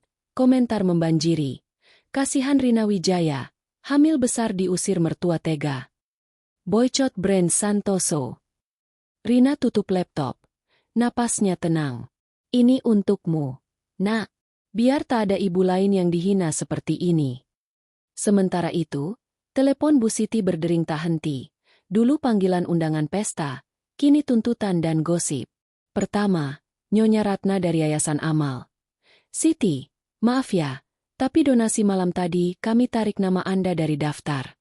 Image kami rusak. Bu Siti terisak. Ratna, tolong, kami teman lama. Tapi jawaban dingin. Teman? Kau curi dana amal kami juga. Siti. Bye. Panggilan kedua dari Pak Hadi, donatur bank. Bu Siti, rekening perusahaan Andi kami audit ulang. Transfer mencurigakan ke nama Anda. Kami laporkan OJK besok. Bu Siti jatuh ke lantai. Tidak. Tolong, Pak. Saya bayar balik. Tapi garis mati. Teman-teman sosialita yang dulu ikut belanja bersamanya kini mute grup chat. Profil mereka berubah jadi pribadi. Satu pesan terakhir dari sahabat lamanya, Nyonya Lina. Siti, jangan hubungi lagi. Anakku bilang, jangan dekat orang korup. Rumah mewah yang dulu penuh tawa kini sunyi seperti penjara. Pelayan, termasuk Pak Joko yang dulu antar Rina, minta pulang lebih awal. Mata mereka menghindari Bu Siti. Nyonya, maaf, keluarga saya lihat berita. Mereka takut. Bu Siti sendirian di dapur, membuka kulkas penuh makanan impor yang tak lagi menggoda. Ia ambil sebotol anggur mahal, vintage 2010, 5 juta rupiah, dan minum langsung dari botol, cairan merah menetes di dagunya. Kenapa semuanya pergi? Ratapnya, ingat pesta-pesta dulu di mana ia pusat perhatian, gaunnya dipuji, ceritanya didengar. Sekarang, cermin dinding memantulkan wajahnya yang layu, keriput di sudut mata, bibir gemetar. Aku Ratu Jakarta. Bukan tahanan. Andi pulang siang itu, membawa map dari pengacara. Bu, ini kontrak. Rina setuju tunda laporan polisi jika ibu minta maaf di konferensi pers besok. Dan bayar balik dana, total 1 miliar rupiah, termasuk bunga. Bu Siti menatapnya seperti hantu. Minta maaf? Di depan kamera? Aku tak bisa. Andi duduk di sampingnya. Suaranya lelah. Bu, ini satu-satunya cara. Perusahaan ayah hampir bangkrut karena saham jatuh 20% hari ini. Klien kabur setelah berita. Dan Rina dia hamil anak kita. Bu, pikirkan cucu. Kata, cucu, menusuk Bu Siti seperti pisau. Ia bayangkan bayi Rina, cucunya, lahir tanpa nenek, atau lebih buruk, tanpa keluarga Santoso. Baik, ibu lakukan. Tapi tolong, selamatkan kami. Sore itu, Bu Siti coba hubungi teman lama untuk dukungan, tapi nomor demi nomor tak aktif atau diblokir. Ia pergi ke Mall Plaza Indonesia, tempat favoritnya untuk terapi belanja, tapi saat masuk butik Chanel, manajer menyapa dingin. Maaf, Bu Siti, kartu Anda ditolak. Mungkin hubungi bank. Ia lari keluar, menangis di toilet mewah. Cermin marmer memantulkan bayangannya yang hancur. Ini akhir. Di rumah nanti, ia duduk di balkon, memandang taman yang dulu ia rawat dengan pelayan. Kini terasa dingin dan asing. Angin siang membawa suara klakson jauh, mengingatkannya pada hujan tamrin saat ia tinggalkan Rina. Apa yang ibu lakukan? Dia lebih kuat dari ibu. Malam tiba. Bu Siti tak tidur lagi. Ia scroll Instagram, melihat story Rina, yang kini publik, di Sweet Hotel. Foto USG bayi dengan caption, "Kita kuat, nak. Terima kasih atas dukungan semua." Like-nya jutaan, komentar penuh empati. "Kamu inspirasi, Rina." Bu Siti tutup mata. Air mata mengalir. Reputasinya, harga dirinya, yang ia bangun seumur hidup dengan pesta dan koneksi, hilang dalam semalam. Ia ingat kata-katanya sendiri pada Rina dulu. "Kau tak pantas." Kini, yang tak pantas adalah dirinya. "Maafkan ibu, Rina," bisiknya pada angin malam. Tapi dendam Rina baru mulai. Besok, konferensi pers akan jadi panggung penebusan, tapi juga pengingat abadi. Di penthouse, Rina berbaring dengan bantal hamil, mendengar update Pak Harun. Dia hancur, "Nona." Tapi ini baru balas dendam pertama. Rina mengangguk, tangan di perut. Bagus. Biar dia ingat selamanya.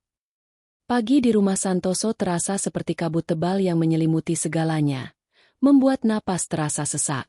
Andi duduk di meja makan yang biasanya ramai dengan obrolan sarapan.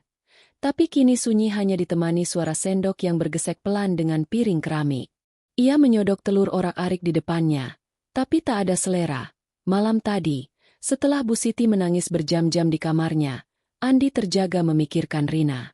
Wajah istrinya di panggung Ritz-Carlton, tegas dan cantik seperti ratu yang bangkit, menghantuinya. "Kenapa kau sembunyikan semuanya, Rin?" Aku pikir kita sama-sama biasa," gumamnya pelan, memandang kursi kosong di seberang meja, tempat Rina biasa duduk sambil tersenyum lelah karena mual pagi. Bu Siti belum turun, ia mengurung diri sejak berita pagi tadi membanjiri TV. Konferensi pers Bu Siti Santoso, pengakuan penggelapan dan permintaan maaf publik. Andi menghela napas panjang, meletakkan sendoknya. Ponselnya bergetar, pesan dari sekretaris kantor. "Pak Andi, saham turun lagi 15%. Rapat darurat jam 10. Perusahaan tekstil ayahnya, yang dulu stabil seperti batu karang, kini goyah karena skandal ibunya. Klien Singapura mundur. Supplier India tunda pembayaran, dan investor mulai jual saham. Ini semua karena ibu," pikir Andi, tapi segera ia gelengkan kepala. Tidak, akarnya lebih dalam. Ia ingat malam-malam awal pernikahan, saat Bu Siti komentar sinis pada Rina. "Baju murahan itu, Rin. Ganti dong." Andi selalu menengahi dengan senyum canggung. "Bu, Rin suka yang sederhana." Tapi ia tak pernah tegas, tak pernah bilang, "Cukup, Bu. Itu istri saya." Ragu itu, yang dulu terasa seperti keseimbangan, kini seperti pengkhianatan. Ponsel berdering lagi, nomor tak dikenal, tapi Andi tahu. Ia angkat dengan tangan gemetar. "Rin." Suara Rina di ujung sana dingin tapi tenang, seperti angin musim kemarau yang kering. "Andi. Aku tahu kau di rumah. Konferensi pers ibumu jam 11. Pastikan dia datang." Andi menelan ludah. "Rin, sayang, tolong bicara dulu. Aku minta maaf. Aku tak tahu kau Wijaya. Kalau tahu, aku..." Rina memotong, suaranya tajam. "Kalau tahu apa? Kau bela aku lebih keras? Kau usir ibumu dari rumah? Jangan bohong, Andi. Aku sembunyikan identitas ini bukan karena tak percaya kau, tapi untuk uji, apakah kau cinta Rina yang miskin, atau Rina yang punya segalanya?" Andi terdiam. Kata-kata itu seperti cambuk. Ia ingat pertemuan pertama di kafe Kemang. Rina dengan laptop tua, tersenyum polos saat bantu desain logo. "Aku cinta kau yang dulu, Rin. Yang sederhana, yang masak nasi goreng enak meski hamil." Rina tertawa pelan, getir. "Dulu? Itu bukan dulu, Andi. Itu aku sebenarnya, tanpa topeng uang. Tapi kau diam saat ibumu usir aku. Kau ragu. Telepon mati, meninggalkan Andi dengan hati yang retak. Ia bangun, berjalan ke kamar Bu Siti, mengetuk pelan. Bu, turun yuk. Waktu konferensinya hampir. Pintu terbuka pelan. Bu Siti muncul dengan wajah pucat. Makeup tebal menutupi lingkar hitam di matanya. Ia mengenakan blazer hitam sederhana, bukan gaun desainer seperti biasa, dan tas tangan polos. Andi, ibu takut. Mereka akan tanya soal penggelapan. Dan Rina, dia benci ibu. Andi memeluknya pelan. Untuk pertama kalinya merasa seperti orang dewasa di antara mereka. Bu, ini harus dilalui. Pengacara bilang, kalau ibu akui dan bayar balik, hukumannya ringan, denda dan pengawasan. Tapi kalau bohong, lebih buruk. Bu Siti mengangguk lemah. Matanya basah. Ibu salah. Nak, ibu pikir Rina tak sebanding. Tapi dia hebat. Ibu yang buta. Konferensi pers di hotel kecil di Sudirman penuh wartawan. Kamera CNN, Metro TV, dan Tribun News siap merekam. Bu Siti naik podium dengan kaki gemetar. Andi di sampingnya seperti penjaga. Selamat pagi, saya Bu Siti Santoso. Hari ini, saya akui kesalahan saya. Suaranya pecah, tapi ia lanjut. Saya gelapkan dana perusahaan anak saya, 800 juta rupiah, untuk keperluan pribadi. Dan saya perlakukan menantu saya, Rina Wijaya, dengan buruk. Saya usir dia saat hamil besar karena masalah sepele. Saya minta maaf pada Rina, pada Andi, pada keluarga. Saya siap tanggung hukum. Flash kamera menyilaukan, pertanyaan membanjiri. Bu, motifnya apa? Apa Rina balas dendam? Bu Siti menunduk. Saya sombong. Rina, dia korban saya. Tolong maafkan. Andi berdiri diam. Hatinya sakit melihat ibunya hancur. Tapi juga lega. Ini penebusan. Setelah konferensi, Andi meminta pengacara hubungi Pak Harun. Saya mau ketemu Rina. Sendiri. Balasan datang cepat. Suite penthouse, jam 3 sore. Tanpa senjata. Andi tiba di Tedharma Wangsa dengan hati berdebar. Lobi marmer yang megah membuatnya merasa kecil. Manajer hotel menyambut hormat. Pak Andi Santoso, silakan naik. Lift ke penthouse terasa abadi. Pikirannya berputar. Apa yang akan ia katakan? Pintu suite terbuka. Rina berdiri di sana, mengenakan dress hamil longgar berwarna krem. Perutnya yang besar terlihat lebih jelas di bawah cahaya senja yang menyusup jendela. Masuk, katanya singkat. Tanpa pelukan atau senyum. Andi melangkah ke ruang tamu luas. Aroma lavender dan kopi segar menyambut. Pak Harun tak ada. Ini pertemuan pribadi. Rin, kau terlihat sehat. Baik kita baik? Tanya Andi pelan. Duduk di sofa kulit saat Rina ambil kursi berhadapan. Rina mengangguk. Tangannya menyentuh perut saat bayi menendang pelan. Aditya kuat. Seperti yang kau usulkan dulu. Andi tersenyum lemah. Aditya ya, bagus. Ia jeda, menatap mata Rina yang penuh luka. Aku salah, Rin. Aku sengaja tutup mata pada ibu. Aku pikir, kalau bela kau terlalu keras, keluarga pecah. Tapi sekarang lihat, semuanya hancur. Perusahaan hampir bangkrut. Ibu sendirian. Rina mendengus. Hancur? Kau pikir ini tentang uang?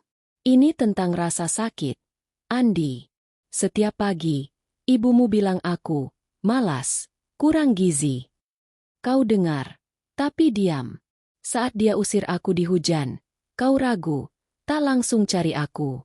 Kau tunggu polisi, tunggu berita. Aku sendirian, Andi. Hamil besar, basah kuyup, takut kontraksi datang di trotoar. Andi menunduk, air mata menggenang. Aku takut. Rin, takut kehilangan ibu, takut kau tinggalkan aku. Tapi sekarang aku tahu, aku kehilangan kau karena kebodohanku. Rina bangun pelan, berjalan ke jendela menghadap skyline Jakarta yang berkilau. Aku sembunyikan Wijaya untuk uji itu. Ayahku bilang, uang beli segalanya, Tapi kesetiaan tak bisa dibeli. Kau gagal uji, Andi. Tapi anak ini butuh ayah. Andi bangun, mendekat tapi tak sentuh. Biarkan aku buktikan. Aku tinggalkan rumah. Rin. Tinggal di apartemen kecil, jauh dari ibu. Dan perusahaan tunggu. Pintu suite terbuka pelan. Pak Harun masuk dengan map tebal. Nona, ini dokumen. Saham minoritas Wijaya Group di perusahaan Santoso, 5%, cukup untuk audit dan kendali parsial. Sebagai hadiah, balas dendam, seperti yang Anda minta. Rina ambil map itu, membukanya pelan. Di dalam, transfer saham resmi, ditandatangani pengacara. Ini, kau ambil alih perusahaan ayahmu, Andi. Andi terpaku. Wajahnya pucat. Rin, jangan. Itu warisan ayah. Tolong. Tapi Rina menatapnya dingin. Hadiah? Ini pelajaran. Kau biarkan ibumu rampok dana itu. Kau diam saat dia hina aku. Sekarang, Wijaya Group punya suara di dewan. Aku akan audit total, bersihkan korupsi. Kau bisa tetap manajer, tapi di bawah pengawasanku. Buktikan kau layak. Andi ambruk ke sofa. Tangannya menutup wajah. Aku terlambat. Tapi tolong, jangan ambil semuanya. Anak kita butuh ayah yang stabil. Rina duduk lagi. Suaranya melunak sedikit. Mungkin. Tapi kau harus pilih. Andi, keluarga lama, atau keluarga baru. Besok, mulai dari nol, kunjungi dokter kandungan bersamaku. Tanpa ibu. Andi pergi saat matahari terbenam. Langkahnya berat di lift. Di mobil, ia kirim pesan ke Bu Siti. Bu, aku pindah sementara. Ini untuk selamatkan yang tersisa. Balasan datang cepat. Jangan tinggalkan ibu, nak. Rina jahat. Tapi Andi matikan ponsel. Di persimpangan itu, ia pilih Rina. Atau setidaknya, coba. Tapi terlambat. Dendam Rina sudah ambil alih. Dan perusahaan ayahnya kini di tangan wanita yang ia sakiti. Malam itu, Rina berbaring di suite, mendengar update Pak Harun. Saham aman, Nona. Audit mulai minggu depan. Rina tersenyum, tangan di perut. Bagus. Dia belajar sekarang, Pak. Tapi pengadilan berikutnya, untuk ibu. Ruang sidang Pengadilan Negeri Jakarta Selatan terasa seperti arena gladiator modern. Dinding kayu mahoni yang dipoles mengkilap mencerminkan cahaya neon yang dingin, sementara bangku-bangku kayu penuh dengan wartawan, keluarga, dan penonton penasaran yang berdesak-desakan. Ini bukan pengadilan pidana biasa. Kasus Bu Siti Santoso digugat secara perdata oleh Rina Wijaya atas pelecehan emosional dan pengusiran yang membahayakan nyawa janin, dengan tuntutan ganti rugi 5 miliar rupiah plus hak asuh sementara atas cucu yang belum lahir. Udara tebal dengan aroma kopi instan dan parfum murah, tapi di barisan depan, aroma lavender halus dari sisi Rina menyembunyikan kekuatan. Hakim, seorang wanita parubaya bernama Bu Indah dengan kacamata tebal dan ekspresi netral, memukul palu kayu. Sidang dimulai. Penggugat, Rina Wijaya, silakan sampaikan keterangan. Rina berdiri pelan dari kursi roda khusus hamil yang disediakan pengacaranya. Perutnya yang kini memasuki bulan ke-8 terlihat seperti bukit kecil di balik gaun hitam sederhana tapi elegan. Ia tak lagi menyembunyikan kehamilannya sebagai kelemahan. Sebaliknya, itu mahkota, pengingat visual atas dosa Bu Siti. Pak Harun, di sampingnya dengan jas abu-abu rapi, membantunya naik ke podium saksi. Terima kasih, Yang Mulia, kata Rina. Suaranya tenang tapi bergema melalui mikrofon. Mata coklatnya menyapu ruangan. Saya di sini bukan untuk hancurkan keluarga, tapi untuk lindungi yang tak berdaya, bayi saya, Aditya. Di barisan tergugat, Bu Siti tersentak mendengar nama itu. Wajahnya yang sudah pucat karena seminggu isolasi makin layu. Andi duduk di samping ibunya. Tangannya memegang lengan Bu Siti erat. Matanya penuh campuran harap dan rasa bersalah. Rina lanjut. Tangannya menyentuh perut saat bayi menendang pelan, seolah ikut bersaksi. 2 tahun lalu, saya sembunyikan identitas sebagai pewaris Wijaya Group untuk mulai hidup baru. Saya nikah dengan Andi Santoso, penuh harap. Tapi Bu Siti, dia lihat saya sebagai beban. Setiap hari, hinaan. Kau kurus, tak layak hamil. Baju murahan, malu-maluin. Saya tahan, untuk Andi, untuk bayi ini. Wartawan mencatat gila-gilaan. Flash kamera sesekali menyala meski dilarang. Rina jeda, menarik napas dalam. Puncaknya, 15 September, saya hamil 7 bulan. Karena kunci mobil hilang, masalah sepele. Dia tuduh saya curang, malas. Lalu, dia usir saya dari mobil di tengah jalan Tamrin, saat hujan deras. Saya sendirian, basah kuyup, berjalan setengah kilometer dengan kontraksi palsu. Risiko keguguran naik 40%, kata dokter. Itu bukan pengusiran, itu upaya bunuh janin. Ruangan bergumam kaget. Bu Siti menunduk, tangisnya pelan tapi terdengar. Andi menatap Rina, matanya basah. Ia ingat malam itu, saat polisi bilang, hilang, dan ia ragu antara ibu dan istri. Hakim Bu Indah mengangguk. Terima kasih, penggugat. Sekarang, bukti. Pak Harun bangun, membawa tablet dan proyektor. Layar besar di dinding sidang menyala. Pertama, rekaman audio dari ponsel spy Rina. Suara Bu Siti bergema, tajam seperti pisau. Turun. Kau tak berguna. Hamil besar kok ceroboh.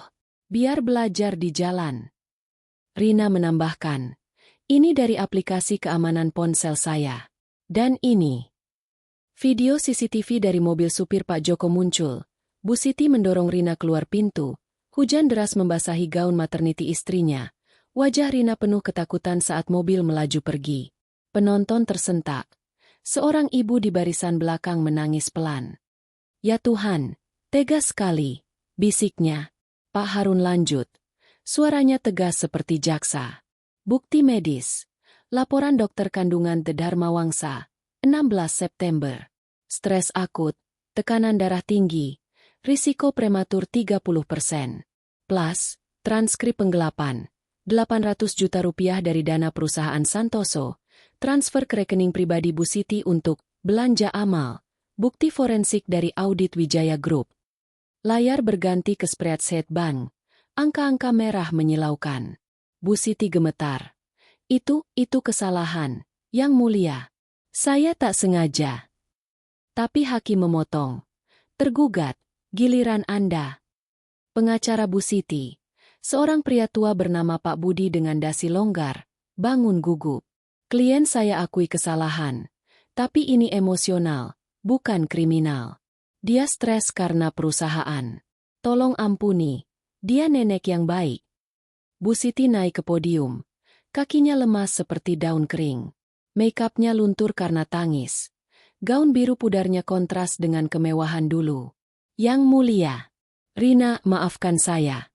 Katanya, suaranya serak. Saya salah besar. Saya pikir Rina miskin. Tak pantas untuk Andi. Saya gelapkan uang karena takut kehilangan status. Dan pengusiran itu, saya marah sesaat. Saya tak pikir konsekuensinya. Tolong, biarkan saya dekat cucu. Saya janji berubah. Tangisnya pecah, ia ambruk ke podium, tangan menutup wajah. Andi bangun, memeluk ibunya dari belakang. Bu, cukup. Yang Mulia, ibu saya menyesal. Dia bayar balik 1 miliar rupiah kemarin. Tapi hakim menggeleng. Penyesalan tak hapus bukti. Sidang ditutup 30 menit. Putusan besok. Istirahat sidang terasa abadi. Di ruang tunggu penggugat, Rina duduk dengan kaki diangkat. Minum jus jeruk segar yang dibawa asisten. Andi mendekat pelan. Diizinkan Pak Harun. Rin, maaf lagi. Ibu hancur. Tapi kau kuat sekali. Rina menatapnya. Mata lelah tapi tegas. Kuat? Ini karena kau. Andi. Kau biarkan ini terjadi. Tapi untuk Aditya, aku beri kesempatan. Andi berlutut di depannya. Tangan memegang lutut Rina. Biarkan aku ikut USG minggu depan. Dan perusahaan. Aku terima audit. Aku pilih kau sekarang. Rina ragu. Tapi angguk pelan. Baik. Tapi hak asuh sementara untukku, sampai bayi lahir aman. Di sisi lain, Bu Siti sendirian di ruang tergugat, peluk lututnya, ratap pelan. Apa yang tersisa? Statusku hilang, teman pergi, sekarang cucu. Sidang lanjut sore itu dengan saksi. Pertama, Pak Joko, supir setia. Nyonya Siti perintah turunkan Nona Rina di tengah hujan. Saya bilang bahaya, tapi dia marah. Lalu, Ibu Sari dari tim Wijaya. Audit tunjukkan pola penggelapan sejak setahun. Bu Siti transfer rutin ke kerabat. Bukti demi bukti menumpuk seperti batu bata, menghancurkan pertahanan Bu Siti. Akhirnya, hakim memukul palu lagi. Putusan, tergugat terbukti bersalah pelecehan emosional dan pengusiran berbahaya. Hukuman, ganti rugi 3 miliar rupiah, pengawasan sosial 2 tahun, dan larangan kontak dengan penggugat hingga bayi lahir. Hak asuh sementara diberi penggugat untuk lindungi janin. Sidang selesai. Ruangan meledak dalam gumaman. Wartawan berlarian keluar. Headline sudah terbentuk di kepala mereka. Bu Siti ambruk di kursi, tangisnya histeris. Tidak, cucu saya. Rina, tolong. Ia merangkak ke arah Rina, tapi pengawal sidang tahan. Rina berdiri pelan, dibantu Pak Harun, menatap Bu Siti dari jauh. Ini penebusan, Bu. Bayar rugi, ikut terapi, dan tunggu. Kalau kau ubah, mungkin suatu hari Aditya kenal neneknya. Bu Siti mengangguk lemah. Basah air mata. Saya janji. Maafkan semua. Andi memeluk ibunya, tapi matanya ke Rina, penuh rasa hormat baru, meski hati retak. Malam itu, di suite penthouse, Rina berbaring dengan bantal empuk, mendengar putusan ulang di TV. Pak Harun duduk di kursi. Kemenangan total. Nona. Rekening Bu Siti beku untuk bayar rugi. Rina tersenyum. Tangan di perut saat Aditya menendang kuat. Bukan kemenangan, Pak. Ini keadilan. Dia hancur hari ini, tapi bisa bangkit, kalau mau. Untuk sekarang, kita fokus lahiran. Di rumah Santoso yang kini kosong, Bu Siti duduk di balkon gelap, memandang bintang. Aku kalah, Rina. Tapi cucu itu harapanku. Dendam puncak selesai, tapi penebusan baru mulai. Dan Rina, dengan bayi di perut, siap sambut babak baru. Cahaya pagi musim hujan menyusup lembut melalui jendela kamar VIP rumah sakit Siloam, membangunkan Rina dari tidur singkat yang penuh mimpi campur aduk. Ia membuka mata perlahan, merasakan kehangatan selimut sutra dan aroma lavender dari diffuser di meja samping, sentuhan kecil yang Pak Harun siapkan untuk menenangkan. Perutnya kini terasa kosong, tapi dada penuh dengan keajaiban. Di boks bayi di samping tempat tidurnya, Aditya tertidur lelap. Wajah mungilnya merah jambu, tangan kecilnya menggenggam udara seperti memeluk dunia. Kelahiran semalam berlangsung dramatis tapi sempurna. Kontraksi datang tiba-tiba saat Rina sedang rapat virtual dengan tim Wijaya di suite penthouse, 2 minggu lebih awal dari jadwal.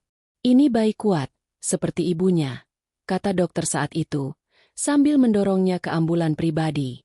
Andi, yang kini tinggal di apartemen kecil di Kemang, jauh dari rumah Santoso, datang tepat waktu, memegang tangan Rina sepanjang proses, meski Rina kadang dorong tangannya pergi karena sakit. Kau bisa, Rin. Kita bisa, bisik Andi, keringat di dahinya bercampur air mata. Rina tersenyum lemah memandang Aditya. Tangannya menyentuh kaca boks dengan lembut. Bayi itu, 3,2 kilogram, sehat sempurna, adalah puncak dari perjuangan panjangnya. Kau lahir di tengah badai, Nak. Tapi lihat, kita menang. Gumamnya, ingat hujan tamrin yang dulu basahi gaunnya, kontras dengan kenyamanan ruang bersalin mewah ini.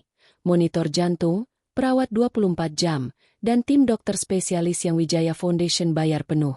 Pintu kamar terbuka pelan. Andi masuk dengan secangkir teh jahe hangat di tangan. Wajahnya lelah tapi berbinar. Ia sudah ganti baju, kemeja biru sederhana, bukan jas mahal dulu. Pagi, sayang. Aditya bangun semalam? Aku ganti popoknya tadi. Loh, pertama kalinya. Rina tertawa kecil. Suaranya masih serak karena teriak melahirkan. Bagus. Kau belajar cepat sekarang.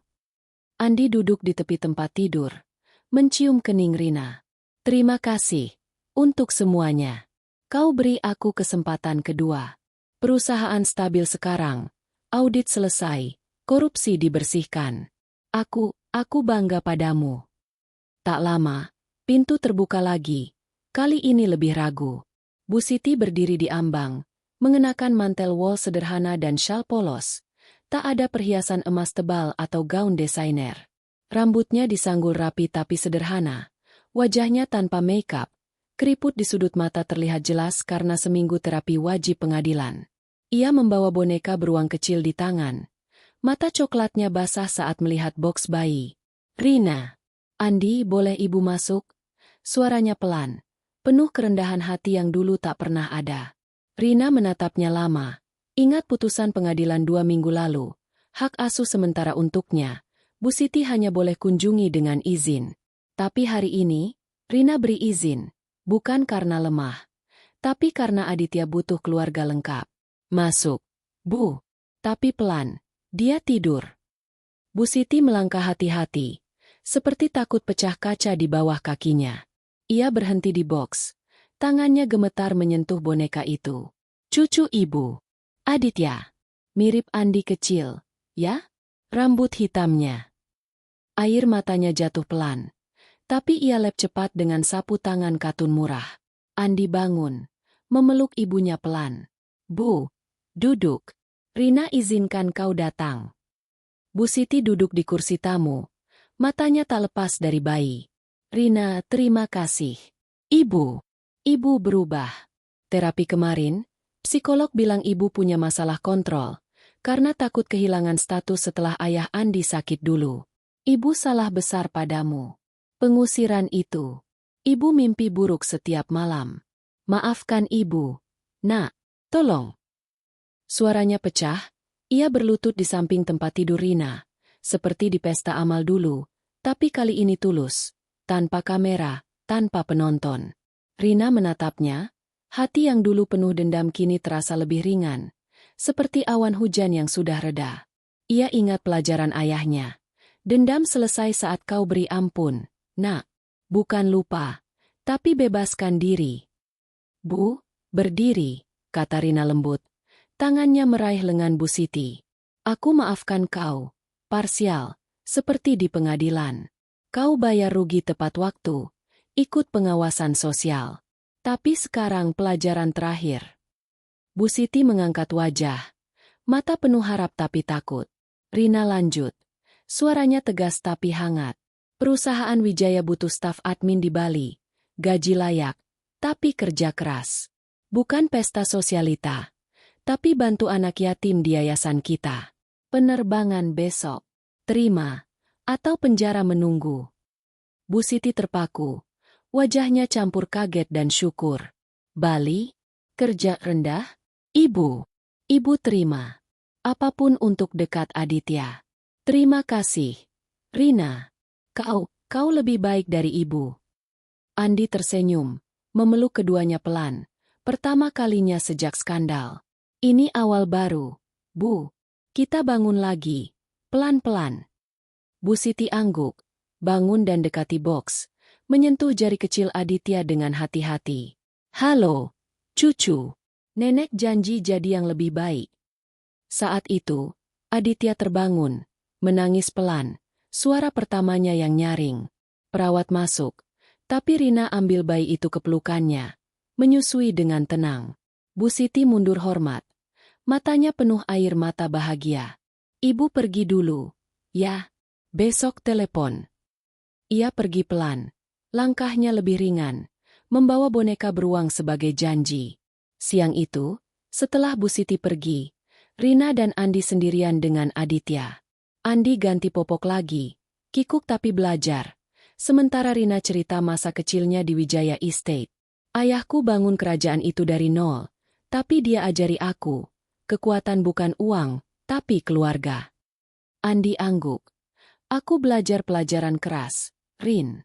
Aku pilih kau, dan Aditya, sejak pengadilan. Apartemen kecil itu nyaman. Loh, besok, Pindah ke sana bareng. Rina tersenyum. Mungkin. Tapi pelan-pelan. Dendam selesai. Andi. Sekarang, kita bangun yang baru, tanpa bayang-bayang masa lalu. Sore hari, Pak Harun datang dengan koper dokumen. Transfer saham selesai. Yayasan Amal tambah 20 miliar rupiah dari donasi pasca skandal. Nona, selamat. Anda ubah narasi. Dari korban jadi inspirasi. Buku kontrak Bali untuk Bu Siti sudah siap. Rina angguk. Bagus. Dia dapat kesempatan penebusan. Saat matahari terbenam, keluarga baru itu berkumpul. Rina menyusui Aditya. Andi memijat kaki Rina yang pegal, dan ponsel berdering. Pesan dari Bu Siti. Terima kasih. Ibu siap berubah. Rina balas singkat. Selamat malam, Bu. Sampai jumpa di Bali. Malam tiba, Rina berdiri di balkon kamar sakit, memandang lampu-lampu Jakarta yang berkelap-kelip seperti bintang. Aditya tidur di gendongannya. Napas kecilnya teratur. Kau lahir ke dunia yang keras. Nak, tapi ibu lindungi kau. Seperti ayah lindungi ibu dulu. Angin malam membawa aroma hujan jauh. Tapi kali ini bukan badai. Hanya rintik penyegar. Identitas aslinya, yang dulu disembunyikan seperti beban, kini jadi kekuatan. Pewaris Wijaya yang bangkit, ibu yang tegar, wanita yang ampuni tapi tak lupa. Dendam selesai, tapi pelajaran abadi. Hinaan bisa hancurkan, tapi kebenaran bangun kerajaan baru. Rina tersenyum, memeluk Aditya erat. Kita mulai lagi, Nak, bersama.